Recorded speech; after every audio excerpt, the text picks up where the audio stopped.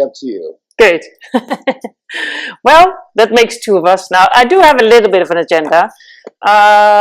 First of all, I saw your post about your wish to, I don't know, all the time you have left to use it in a playful and a good way, and that we can pick your brain somehow.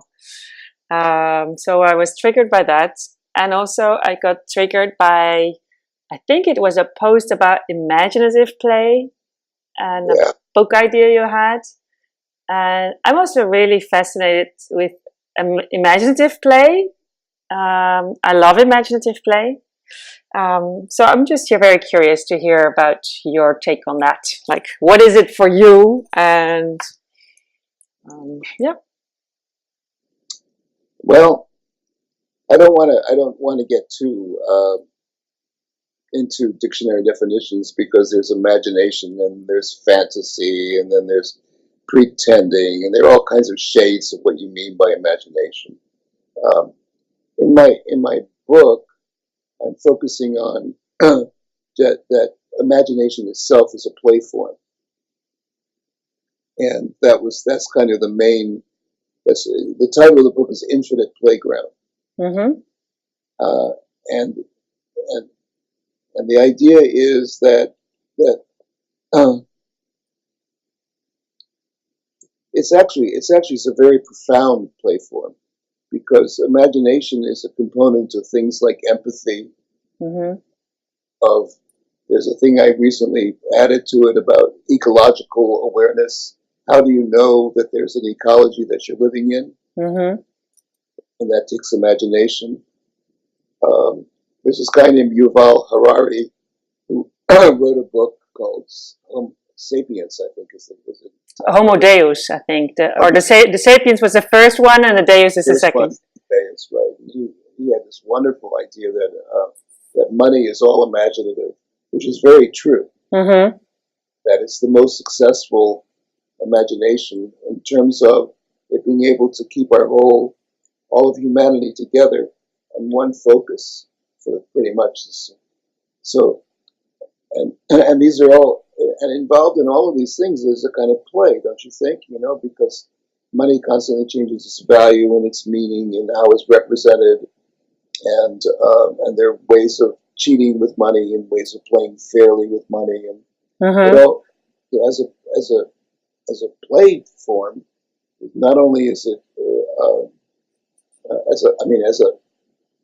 as a way of bringing two people together, but as a way of bringing people together in some kind of, maybe not a happy, playful way, but the play it doesn't allow rigidity, and those people who try to be too rigid with it usually fail in their ability to get money or Do you refer, like, I like to refer this serious world that we live in, and it's all play actually, but it's a play of seriousness, and also this imaginative play, a lot of it is play of seriousness. Even if you imagine your own life and your future, and you might think, oh, maybe this goes wrong, or I don't like this to happen. Like, you're in a situation right now that is kind of challenging. Yeah, that's right. So how can we use imaginative play for the good? Well, by intentionally playing with imagination, and that's what I tried to do. My favorite game of the book is at least 50% games that you play with your imagination. And the one that I like the best of all the games is a game that I call Dark Room. Okay. And a dark room, if for photographers, is a place where you develop the image, film, the image, and the way the image appears to you is it slowly resolves into what it is. You see a bit of it. It's emerging. Emerging, right.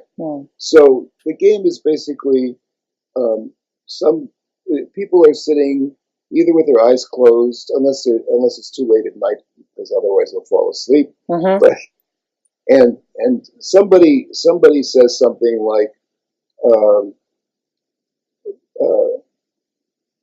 a red kroner, who sees a red kroner, and then everybody tries to imagine that red kroner. And if you really just try to imagine it, you're going to see something more than the red kroner, right? You're going to see maybe there's a date on it that says 1847 on it, right? And so you say, yes, there's a mark on it that says 1847. So now everybody has to see the red kroner with that mark on it. And a red kroner, just for my understanding, you mean a crown thing? Anything that you want it to be. Okay. Wasn't that a coin called a kroner? A kroner. I don't know. K-R-O-N-E-R. Kroner. Well, maybe it was a Danish coin. I don't know. Yeah, one of them Danish. Boy, those Danes come up with that. Yeah. So, and then it just goes on from there, because then if I'm seeing this red kroner well, actually that's very interesting, because you saw it as a crown. Yes, because right. red kroner, I don't know what, maybe it's a crown. And I thought it was a coin. Yeah. So when you say, and it sits on top of it's sitting on top of a dog's head, then I immediately have to try to, and you're imagining this red crown, but I'm imagining this, the coin. Right. So this constant both conflict and synergy that takes place as you're building that image together. Yes. Creates this kind of marvelous experience of something that actually winds up being a shared image. But everybody has to yield what they see, accommodate what they see, in order to make it into that. And that seemed to me to be like the. So if I understand correctly, it's something you do in a group, but everybody is individually adding to it. Okay, and speaking out at what they add. Whenever they feel inclined to do it. Yes. And nothing you can say is wrong. And a lot of, and if it becomes, that the next thing you say, and that the dog is wearing, or that the kroner, so I'm thinking of the coin, and the kroner is rusted, and it has a hole in the middle. Yes. And also, okay, so it's the dog is sitting there with a rusted crown. With a hole in it. A hole in it. And so I'm looking at that, and I'm saying, oh, the dog actually, and he's wearing a velvet robe. Like a necklace thing? Okay, yeah. Oh, now that's going to really, I said, oh my God, wait a minute. There's a coin on a dog's head, and he's wearing a robe. This is getting, but see, the whole thing is that this is why it's unlike most other games that people play, like storytelling games, is that it's a static image. You're not trying to make it move. You're not trying to do okay, so the coin is not falling down, and the dog is not chasing anything. You're just trying to make it's a picture. It's a picture, and that keeps it in people's minds all the way through the game. And I love that game so much, because it seems to be, I mean, it forces your imagination to be so creative and so encompassing, that you have to constantly be flexible and integrate whatever people are saying. Yes, I like the co-creation part, that you're tapping each other's brains and co-creating this same where at the same image. Time you're stretching your brain to be able to let go of whatever you think the image is, and embrace what you think the collective image has now become. So, and to me, that's like a fundamental game in getting anybody to start playing with their imagination. And another kind of game that I play with is actually kind of like there's a story that's read to you, and you try to imagine this. It tells you to imagine what's happening. So, for example, you are. Do you know what Mount Rushmore is in America? Yeah, with the four. With the four presidents Yes. carved into it. Mm-hmm. So it's a story that says, okay, you are the person. You're standing at the foot of Mount Rushmore, and one of the heads up on the top is you. Mm-hmm. So immediately you have to do these two things in your mind, right? That you're standing at the foot of the mountain, but that's your head. You're looking up and you see your face. Mm-hmm. And so you climb up to the mountain, and you go into the nostril, and you hang a hammock, Mm-hmm. and you lie in the hammock, and then you breathe in and out to make the hammock move. Mm-hmm. So now here's you inside your own nose, using your breath to blow the hammock. Yes. And then lying on the hammock. So it causes you to.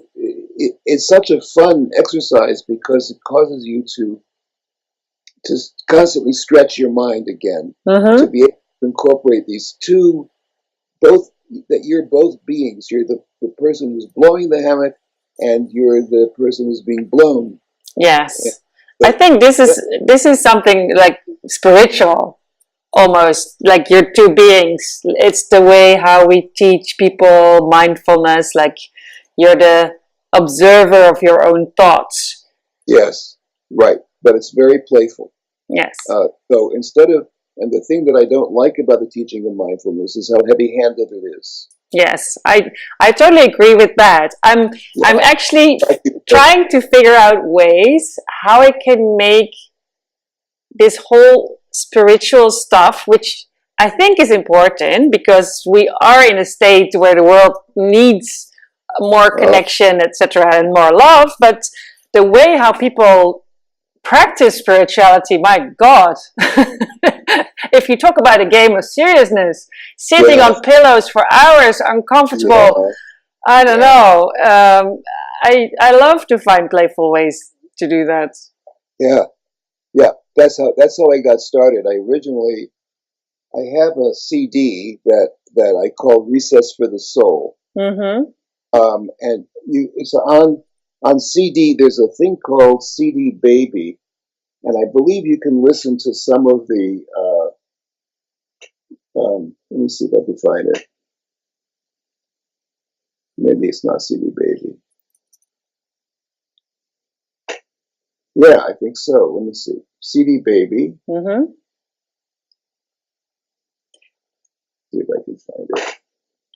And there's this like guided meditations, but playful ones, or yes. So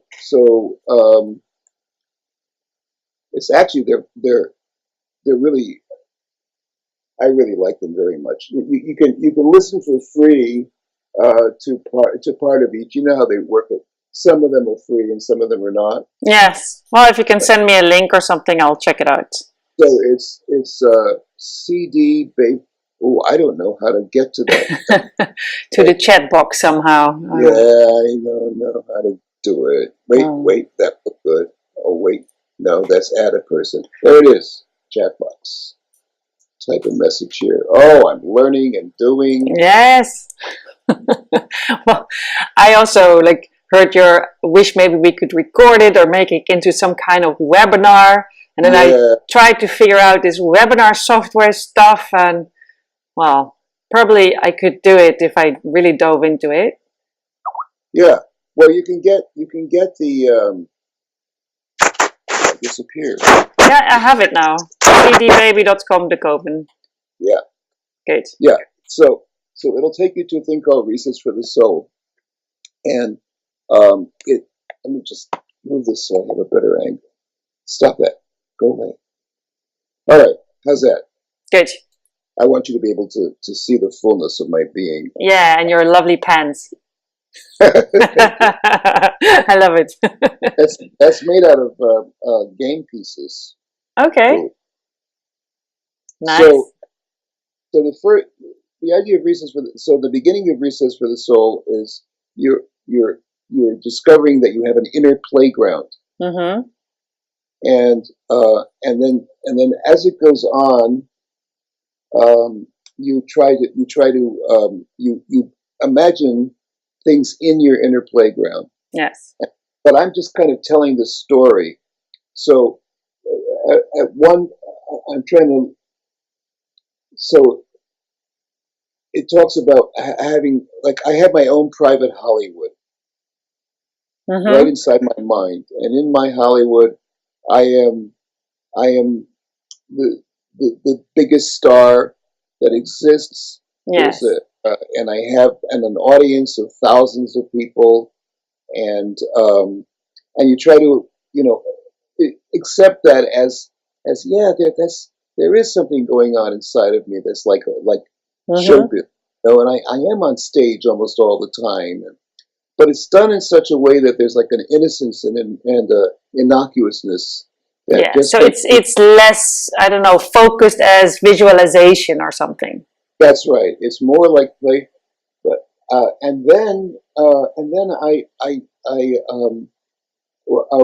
there's a section called Games for the Inner Player, and later on, so okay, so there's two things. There's building the playground, Mm-hmm. and then there's populating the playground. So the two characters that's here, I'll tell you a story of one of them. There's two characters that I put in my playground. This was like I actually really tried this in my own little semi meditation because I was determined to see if I could meditate playfully. Mm-hmm. I like So this. I like the way we're finding a direction in this yeah, conversation. that's what I said. We'll just talk and we'll see something's going to happen. Yeah, playful So meditation. Okay. yeah, yeah. So so I decided somewhere along the line I started playing with two different roles that I seem to have in my life, Mm-hmm. which given my life, one role is being silly and the other role is being serious. Yes. And these are like major characters in my reality that so so I suggested to serious and silly. Now you might ask who I was that was doing the suggestion. That comes later in the story. Okay. So I suggested to Sirius and Silly that they try to find a game. And so Sirius and Silly, now I have to tell you this, though it's a story, this actually happened. I mean, this occurred in my mind. Mm-hmm. Sirius and Silly started talking to each other as if they were two separate beings, both of whom, but neither of whom was me, right? Mm-hmm. And they said, let's play a game of hide and seek. Yes. That first game. Why? Because it was like a simple game, and I wasn't ready to get too complex, and with rules. And so the first question is, and maybe I have a little nasal fixation because the first question was, what's base? Where are we going to hide? Mm-hmm. Where do we start the game? And we decided again it was going to be the nostril. And the idea was that whoever thinks of the nostril, if you're silly and you're thinking about that nostril, then you're in the base. Okay. Right? So then, Annemarie, this is really true. Now, I don't want to freak you out, but this really happened in my little schizophrenic brain. Mm-hmm. So they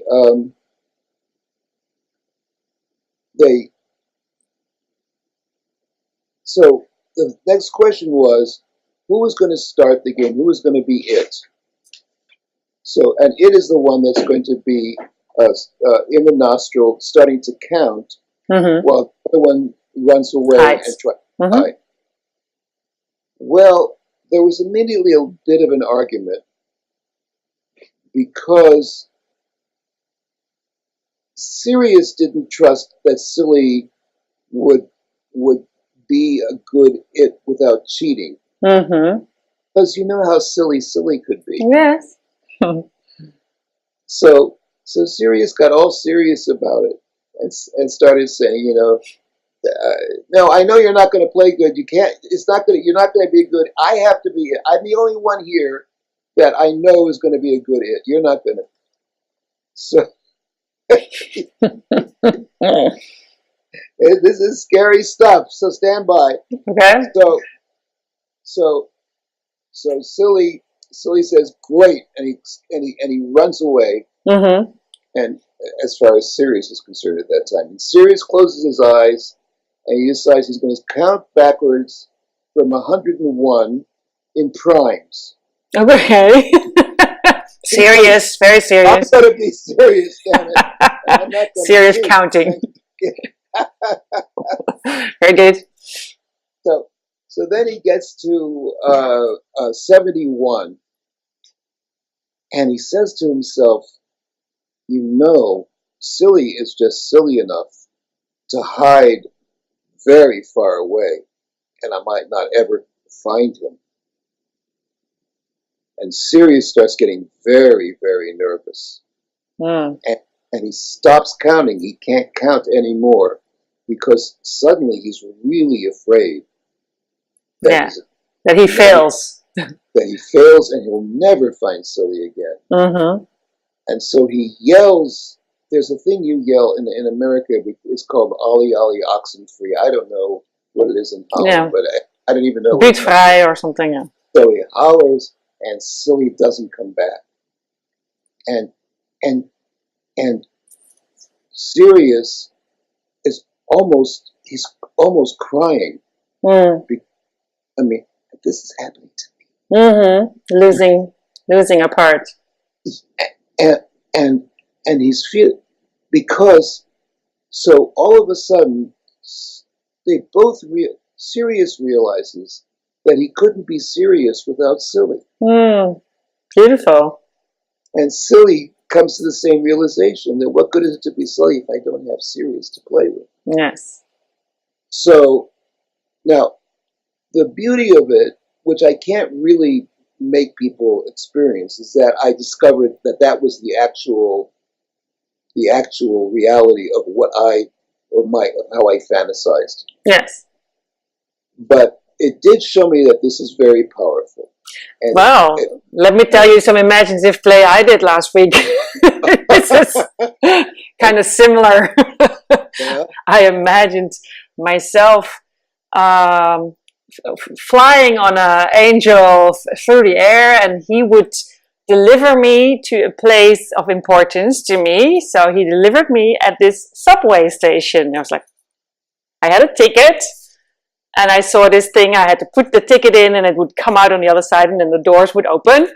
I was thinking, well, I feel a little bit scared, but I'm here anyway, so let's try. So I pushed the ticket in, the doors went open, and then I saw this whole metro line on the wall, and it says the metro line to life.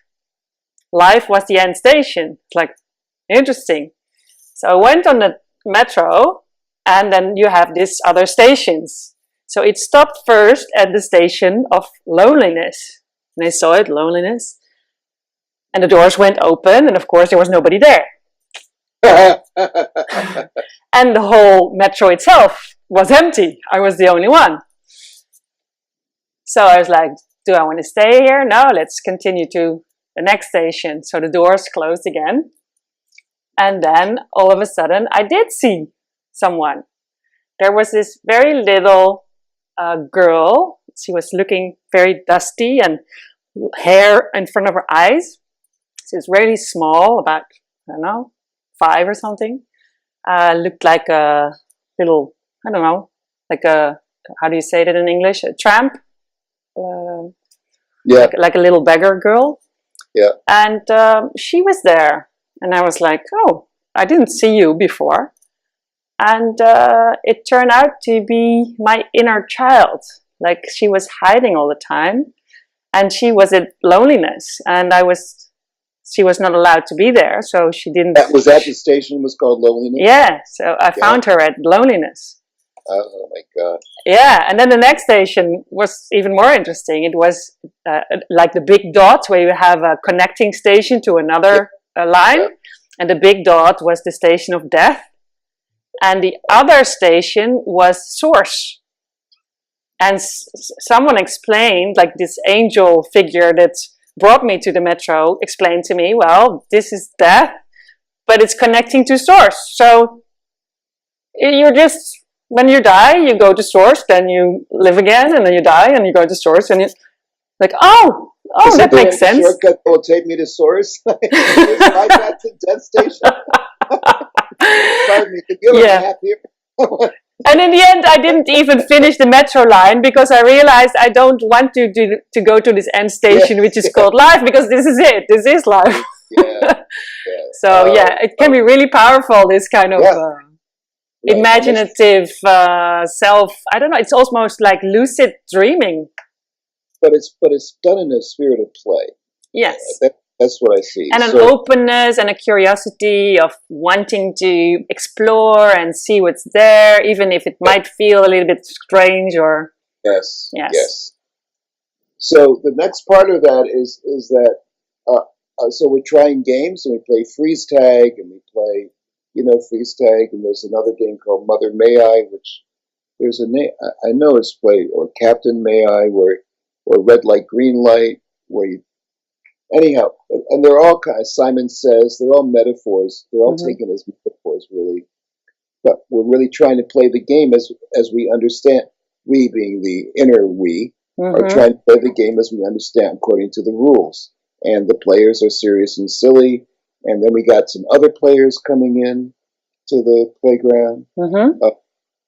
Then later on, we started building things for the playground. So I wanted to build a tire swing, a swing on a rope. Yes. And I decided that, well, this could be any kind of tire swing I want. So I added all kinds of wonderful things that this tire swing could do. So like the rope was elastic, and I could tell it where to hang from. It could hang from any branch in the tree. I could make it go so it was half over a cliff. I could turn the tire into a hammock if I wanted to. And again, I could control the rate of the swing with my breath. So that was one of my favorites, because it was really like a traditional breathing meditation. Because I would breathe in, and I was imagining that the tire swing was going with your breath, or going around, but at the same time, I was giving my imagination a ride, Yes. And then I made a sandbox, and I made the sandbox. The sand was you could make it do anything you wanted it to do. So it could turn into water. You could make huge shapes out of it. You could make a roller coaster out of it. How long did you take for the whole thing? Oh, this was a process of over a year of just going, because I felt that in order for it to be so you were going in and out on a daily basis, or sometimes when you just felt like it. That's right. So especially when I was alone and had nothing else to do, and it was. In fact, one of the best places, I think I first discovered the power of this when I was in a dentist office. And there you can't say anything, and you just have to sit there and suffer through whatever. And so I just let my mind play, and that's. Did you have like any of these effects that mindfulness or meditation? Other meditation forms have? How did it work out for you? It absolutely felt that way. It absolutely felt that way. I mean, there was always some kind of inner peace that I reached in the process, even though when I was in a dentist office, there was some kind of inner peace, and I found that most of the things that I imagined were kind of wound up being peaceful. Like swinging on the tire swing. Yes.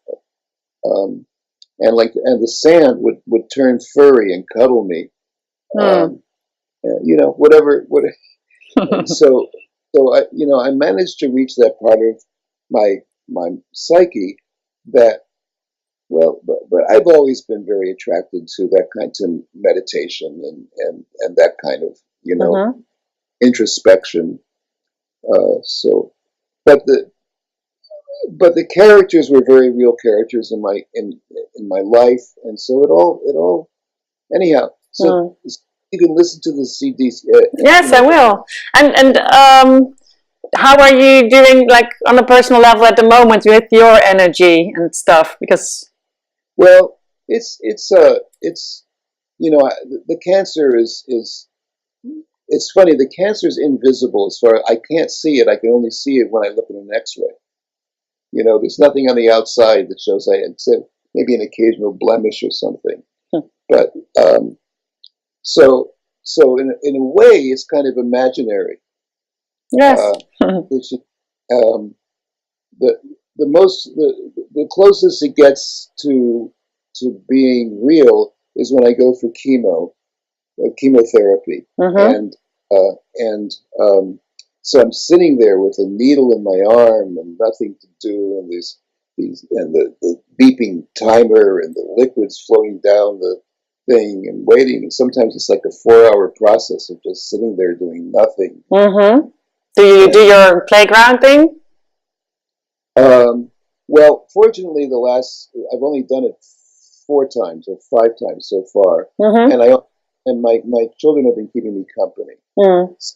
That's much better than inner meditating. I much prefer having the kids there to distract me, and Yes. also they listen better to what the doctor says, because I'm so and I'm taking morphine, so I forget everything that the doctor says after he says it. Mm-hmm. And but one of the things that happened to me along is I realized that I really had a amazing. So I asked the doctor what my prognosis would be, and he said, "Well, it looks like between a half a year and a year, but I can't be exact." And but that was like a year, for God's sakes. That's all I have to live, Mm. at the best. That was kind of shook me up a little bit, Yes. and but then I decided to use that time um, to make sure that my wife, we've been married 45 years, 50 years, Mm-hmm. that my wife, that everything was in order for her, so she would know how to use my computer, and she would know where all the files were, and all Mm-hmm. the bills were paid automatically, so she didn't have to think about that. And then I decided in fact, Tassos and I are working on a game based on, I decided I wanted to, there was a question of whether I was going to be buried or cremated, or what was going to happen to my body. And I didn't want a gravestone. It just didn't seem, I felt so bad about imagining somebody coming to my gravestone to cry. And if they want Mm. to, what kind of shit is that? And if they want to remember me, I'd rather than having. So I tried to figure out what would be. Uh, I wanted to make some kind of something Mm-hmm. that. Uh, so this, and I had the time to think about that, Yes. which was a real gift. And so I finally decided on this. You might have read it in my blog, because I've been writing about it now and then, and also Facebook also. I found a swing, um, and it's a swing where the parent and the child. Yes, I saw a picture today. Yes, the expression swing. Yes. And it's, to me, it seems to so perfectly represent the core of my teaching. To see the synergy between and the love and the The closeness players, yeah. of the playing together so compassionately, because the mother has to, or the parent has to really, and they watch the child, and as the child plays and delight, that then the mother gets delighted to watch it, and the Yes. child gets delighted to see the mother delighted, and it's this beautiful thing. And then I actually uh, managed to make it real. And I called the company that manufactured it, and they were so excited that I saw that in the swing set that they gave us two swings. Mm-hmm. They donated it, and then I had to get money to actually the swings were cheaper than the Placing it. Yeah. yeah. So, but the foundation, there's a Parks Foundation here, and they helped me set up a fund, and we got more money in the fund than we needed, and now almost every day I go up to the park, and I'm watching kids play on my legacy, and I'm seeing so much more than I even imagined would happen, because there are these teenagers who come and they climb all over it and they do all kinds of scary things. And then I saw a young child, and the child put her doll on the baby seat and sat in the thing. Mm-hmm. Just like one, so it's like a legacy that is going on. Yeah, it's like a big symbol of what is play for you. What is play for me? Absolutely. And then it's so funny because one day I did this serious Lego play session. Yeah. And you had to Lego your own vision on life or something. And what I made was a swing with two people on it. Beautiful. Yeah. Beautiful. Yeah, it's a good image. So, and then another thing that's happened to me since I wrote the first article about when I discovered that I had cancer, was that people from all over the world started writing me and saying these most beautiful things to me. And people, and they were saying, you've had so much influence on my life. You've changed, not just game designers, but like people from teachers and therapists and all. Yeah, well, you have been very inspiring to me too. Like, oh, go on.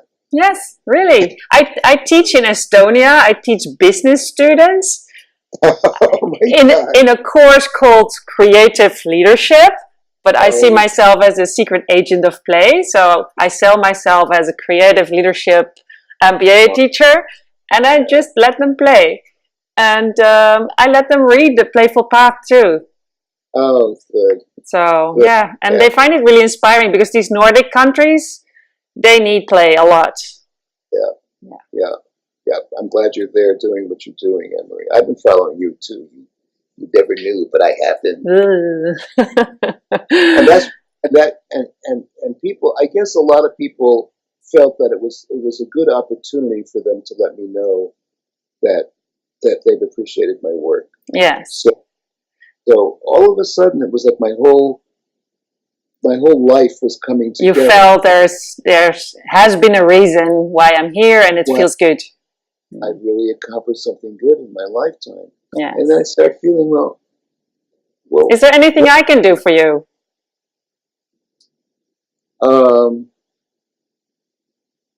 I'm sure there is. I'm not traveling anymore. No. Not good for my body. But I am I'm offering, like little sessions. One-to-one are my favorite, just like this. But also, I make a video on some topic, and then I try to train a couple of people to lead a couple of games to that the video illustrates, so that way I can still get on and reach audiences. I think that's my biggest need, because my life, I don't know how long I'm going to live. Do you think you will finish the book, The Infinite Playground? Yeah, actually, MIT Press is interested in it, and on the 10th, I'll find out from them whether they decided to go along with it or not. Good. But they took it out to, what do they call people who review? Like when you do a dissertation and you have 3 people graded for you. Yes. So they did that with the book, and all the reviews were very favorable. Good. So I hope it's going to be published. I'm excited about it. The Infinite Playground. It sounds good. Also, this Recess for the Soul thing, I really like that. Well, I still happen to have 832 CDs of it that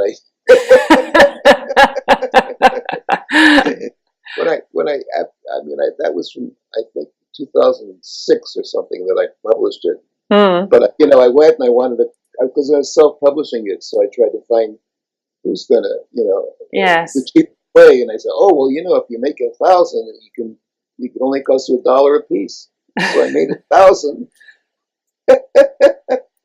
and I sold 860. No, I never quite made the $1,000 back, but yeah, I'm looking for. What's most important to me is that if I still have anything that I can give to people, is to be able to give it to them. Yes. Really, I have amassed so much more knowledge than I understand I have because of the varieties of the experience that I've had in trying to promote play. Mm-hmm. And when I get to talk to people and they ask me questions, just like in this dialogue, stuff comes out that I had forgotten was there. Yes. And I discovered that I'm really, that because I've been doing it so long in so many venues and so many. Yes. That I seem to be able to offer people. Well, there's something you might be able to help me with, because I'm sensing that at this moment in my life, the difference between knowing and knowing things. And I love to create playful experiences to bridge that gap. Because I know a lot, and there is a lot of, here I know a lot, I've read a lot, and of course, all these theories are conceptual, and they sound very credible, and you want to believe them. But then sometimes you have these experiences of this metro line and the death source thing, and then it's like, boom, yes, I get it now. So I want to bridge this gap between conceptual knowledge and feeling the knowledge through playful experiences. Yeah.